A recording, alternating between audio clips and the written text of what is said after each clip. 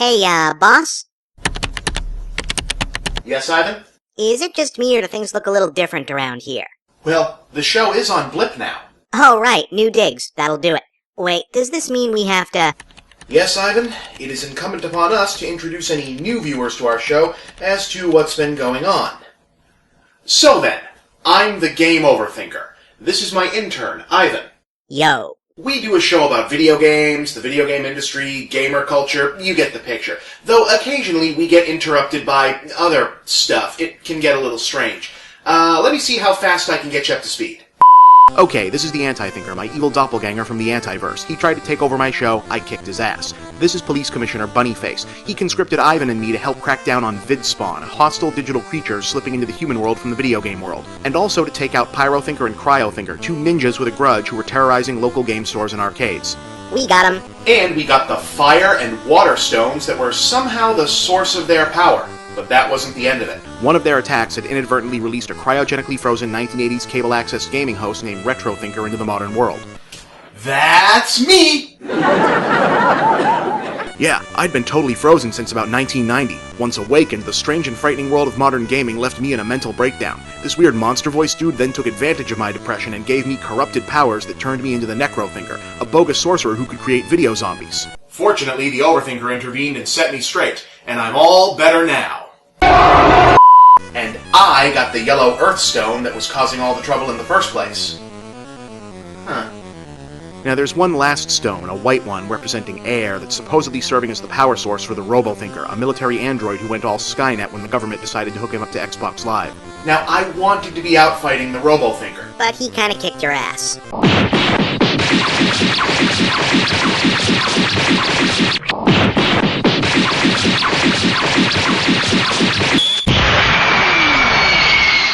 That did happen. Instead, we're holding down the fort here while the Omega Thinker, who claims to be a time traveler from a future where Robo-Thinker has wiped out most of humanity, takes him on out there. Of course, all that kind of stuff tends to happen at the end of the show. This is the part where we talk about something important or newsworthy that's happening in the video game community. What are we talking about today, sir? I don't know. Any ideas, Retro-Thinker? I got nothing.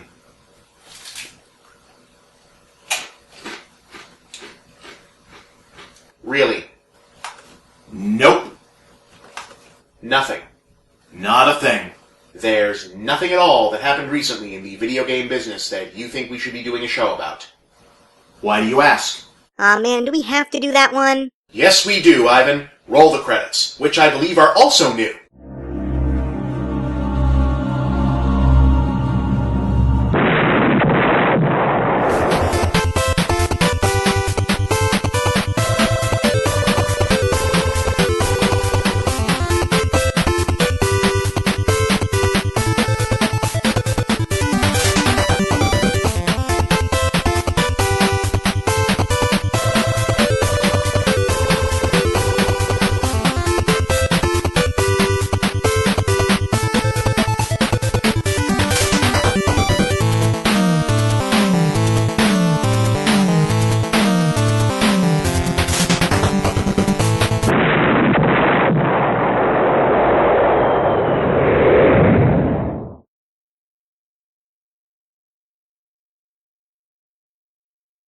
Ah yes, Dorito-Gate. Game journalism's latest flailing, awkward stumble towards self-righteousness. For those of you who don't keep up with these things, here's what happened. A writer named Rob Florence got a hold of this photo of Jeff Keighley seated between some garish Halo 4 tie-in products for some interview or another, and used it as the jumping-off point for a screed against the all-too-cozy relationship between the gaming press and the corporate entities they're ostensibly supposed to be objectively reporting on. The article went viral, but the by-now expected ribbing on Keighley was eclipsed by what turned out to be the real focus of Florence's ire. A set of game journos who participated in a dopey contest at a press event whereby they retweeted promotional hashtags to try and win a PS3. One of the journalists he mentioned by name objected to what she felt was a slanderous characterization. The article was then edited by its publisher. Florence stepped down from his post. Gaming forums and the online gaming community exploded in indignant rage, while the mainstream gaming press collectively patted itself on the back for not having been the ones to tweet the fucking hashtags.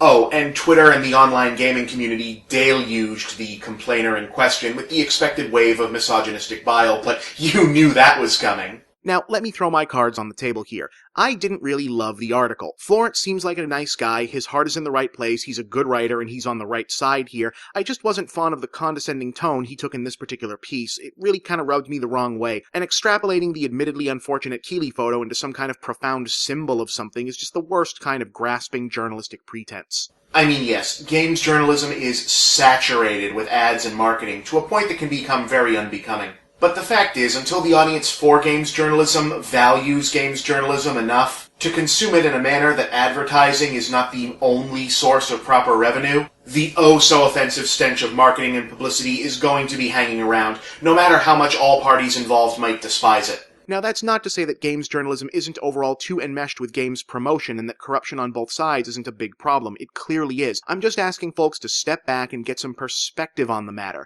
If we keep treating irritating reality of ads and product placement like evidence of wholesale corruption, all we're doing is devaluing any future claims against actual corruption. This photo looks bad, sends the worst possible image, etc. All that is true, but unless you've also got a recording of someone handing Keeley a check on the condition of inappropriately biased coverage, it isn't evidence of anything other than the fact that the games industry and games journalism are still considered so low rent culturally that the only people who want to advertise here are Doritos and Mountain fucking Dew. Now, this is going to sound petulant and rude no matter what, but someone has to say it. The reason that so much of games journalism kinda sucks is because so much of the audience for games journalism kinda sucks. Yeah, I said it.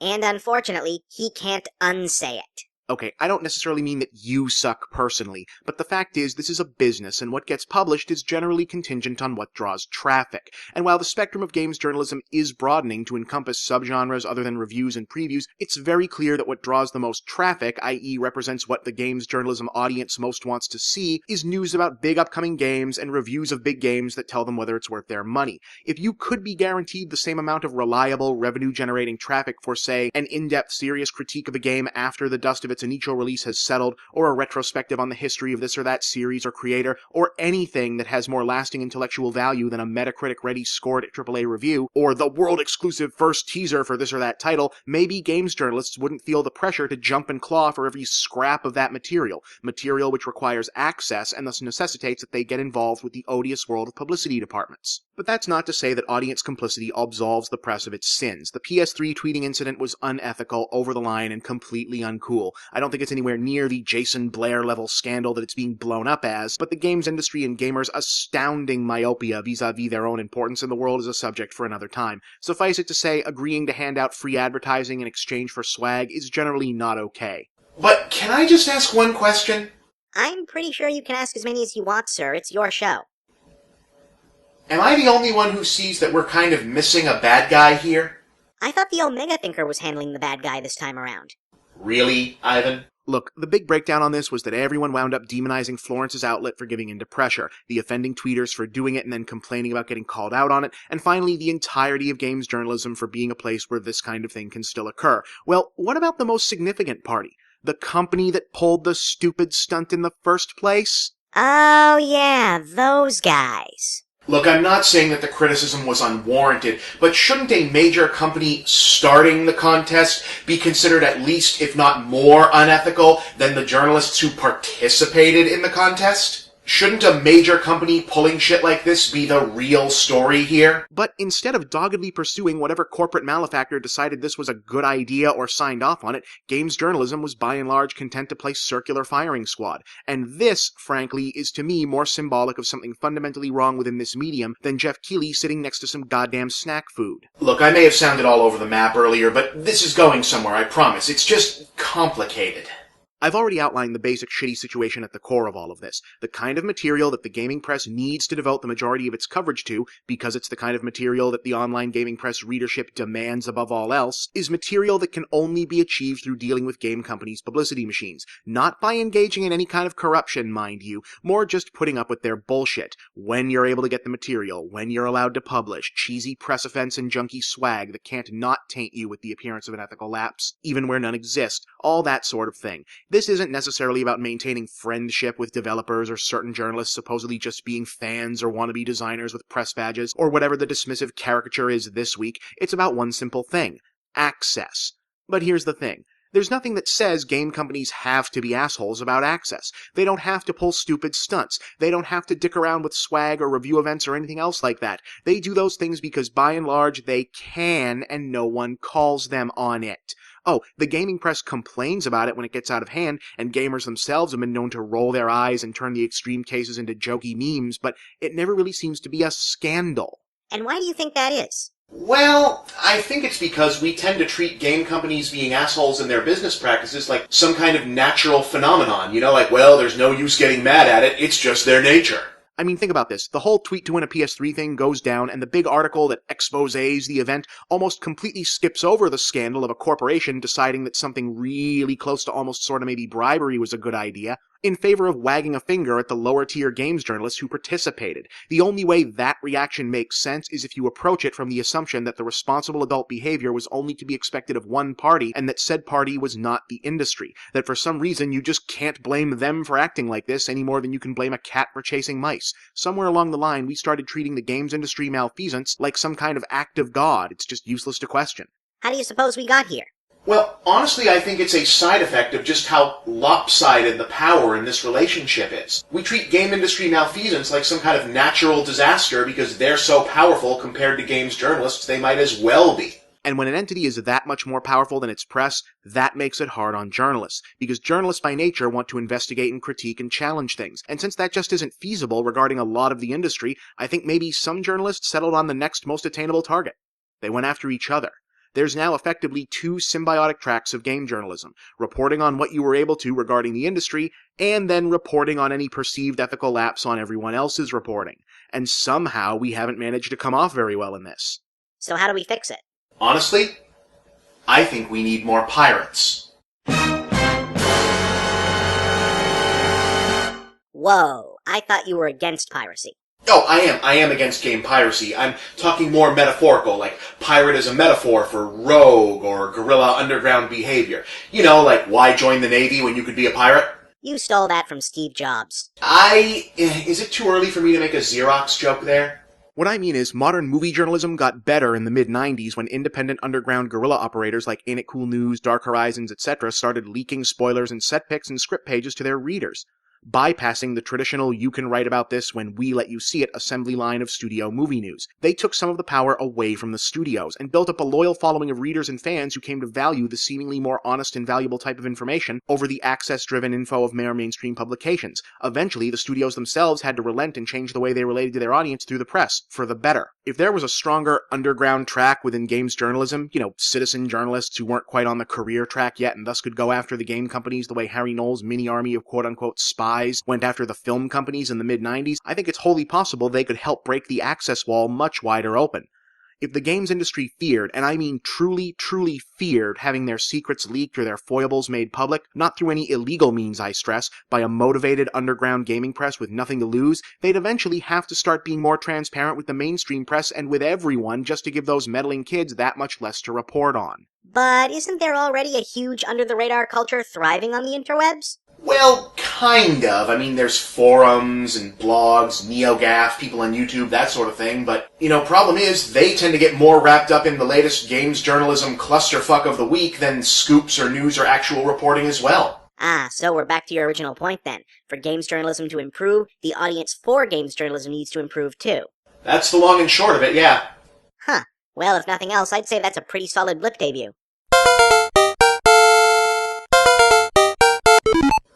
This is the game OverThinker. Go ahead. It's me, OverThinker. Commissioner Bunnyface, did you want to be part of our first blip show too? No, kid. I'm calling to tell you to turn on the news. Your purple hair future friend is still fighting the android, and it ain't going well for him.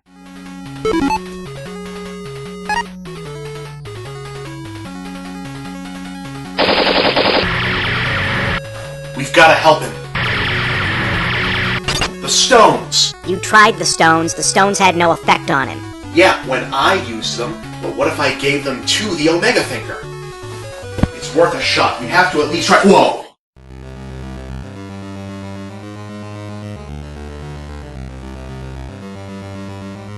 Hi. Looking for these? Here you go. Who are you? Who do I look like? Is that a trick question? Hey boss, what's going on? And holy shit, you? What do you mean, Ivan? Who is this guy? Who does it look like? Hey guys, is something in here burning? Shit! Nah, the caveman. Or are you still going by Necro-Thinker? Do I know you? You went mucking around in my business. Naughty, naughty. Bye. Whoever you are, get out of my home before the Oversword splits you in two. No need for violence, Overthinker. I merely wanted to lay eyes on you for myself. We have a mutual acquaintance. As for who I am, well, you'll find out soon enough, I trust. For now, run along. Your other friend may yet need you. Goodbye, Game Overthinker. He seemed an awful lot like... Yep, That's just not... not good. Not good at all.